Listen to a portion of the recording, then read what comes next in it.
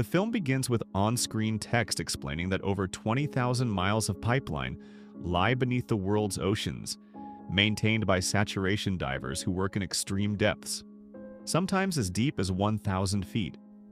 It's one of the most perilous professions in the world. The scene then shifts to underwater footage of an unconscious man lying at the base of an industrial worksite.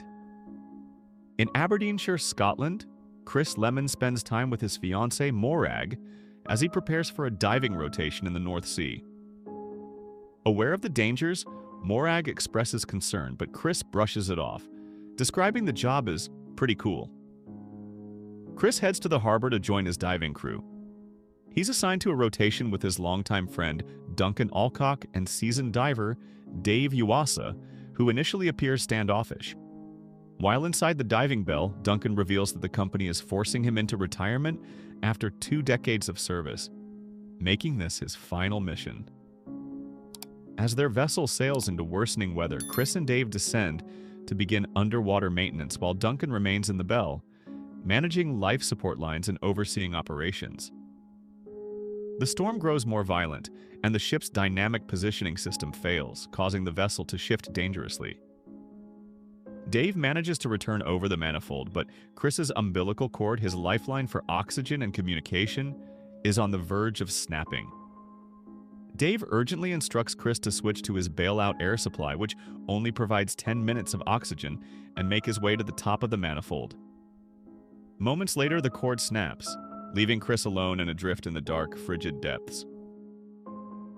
As the ship remains powerless and adrift in the storm, Captain Andre Jensen faces a critical dilemma: how to rescue Chris while also preventing the vessel's anchor from rupturing an underwater pipeline, which could lead to a catastrophic environmental disaster.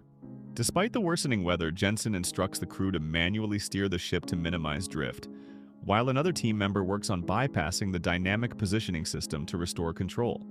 Below the surface, Chris fights to climb the manifold in near-zero visibility as his oxygen supply rapidly diminishes.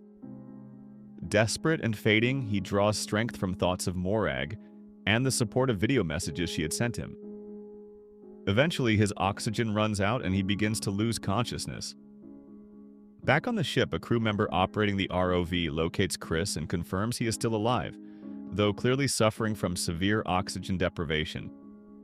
Rescue is difficult as Chris had tied himself to the manifold to avoid being swept away by the current. Meanwhile, inside the bell, Duncan recalls a grim mission retrieving bodies from a sunken ship and reflects on how a victim's widow received only a small box of mementos. He expresses his deep hope that Chris won't meet the same fate. The ship's DPS finally reboots, restoring power and stability. Dave quickly exits the bell and successfully retrieves Chris, though by this time Chris has been without oxygen for nearly 30 minutes. Duncan attempts CPR, fearing the worst, until Chris suddenly speaks.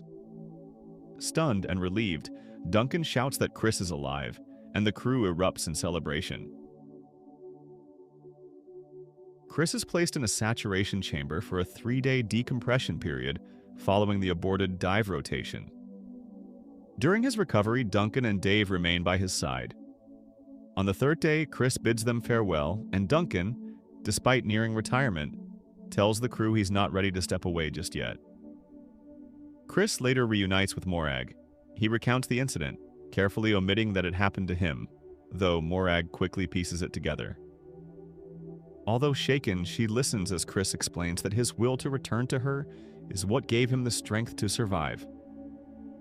A closing title reveals that Chris was deprived of oxygen for 29 minutes, yet suffered no permanent physical or neurological damage, a medical phenomenon still unexplained by experts.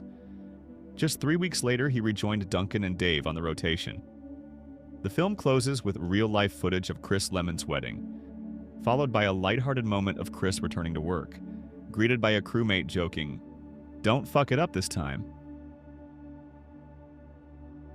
Directed and co-written by Alex Parkinson, Last Breath is a gripping dramatization of a real-life saturation diving accident that occurred off the coast of Scotland in 2012. Inspired by Parkinson and Richard DaCosta's acclaimed 2019 documentary, the film recounts the harrowing ordeal of commercial diver Chris Lemmons, who was stranded nearly 40 meters deep in the frigid waters of the North Sea. With only a few minutes of air left in his emergency tank and no protection against the freezing temperatures, Chris's survival seemed impossible. I'm drawn to stories where reality outshines fiction. They reveal so much about human resilience, Parkinson shared with Time. Chris should not have survived that night, but his journey is a powerful testament to the strength of the human spirit. The film opens by immersing viewers into the perilous world of saturation diving, one of the most dangerous and isolating jobs on Earth. We're introduced to Chris as he bids farewell to his fiancée, Morag, before joining a support vessel bound for the North Sea. There, alongside experienced divers Duncan Alcock and the formidable Dave Yuasa, he begins a routine mission to repair a subsea gas manifold, over 300 feet beneath the surface, only for it to turn into a life-or-death battle against time, nature, and the odds. Much like the events depicted in the film, the real-life role of a saturation diver involves spending weeks at sea aboard a vessel, confined to a highly pressurized chamber resembling a metal capsule. This environment allows divers to gradually adjust to the intense underwater pressure they'll face while performing critical repairs on oil rigs and gas pipelines deep beneath the ocean's surface. During each shift, 3 divers descend in a diving bell attached to the support vessel. 2 enter the water to carry out the work, while the third stays inside the bell to monitor their safety. The divers are connected to the bell via umbilical cords that deliver everything from breathing gas and power to communications and heated water. Lifelines that enable them to operate for extended hours in the harsh, dark depths. I had never even heard of saturation diving before, says director Alex Parkinson. The fact that people live in these tiny capsules for weeks at a time, working on the ocean floor, was fascinating in itself.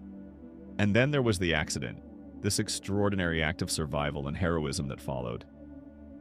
On the day of Chris Lemon's near-fatal accident, he and fellow diver Dave Yuasa were working on an underwater manifold, with Duncan Alcock monitoring from inside the bell.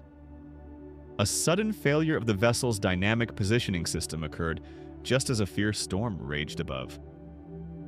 The ship began to drift uncontrollably in the rough waters, pulling the diving bell with it. While Lemons and Yuasa attempted to return, Lemon's umbilical cord became snagged on the equipment. Moments later, it snapped, leaving him stranded in total darkness, exposed to freezing temperatures and armed with only minutes of emergency oxygen. For Parkinson, the extreme nature of saturation diving and the sheer improbability of Lemon's survival initially drew him to the story.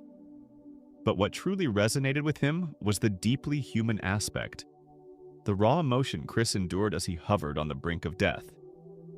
"I'll never find myself 300 feet underwater," Parkinson reflects.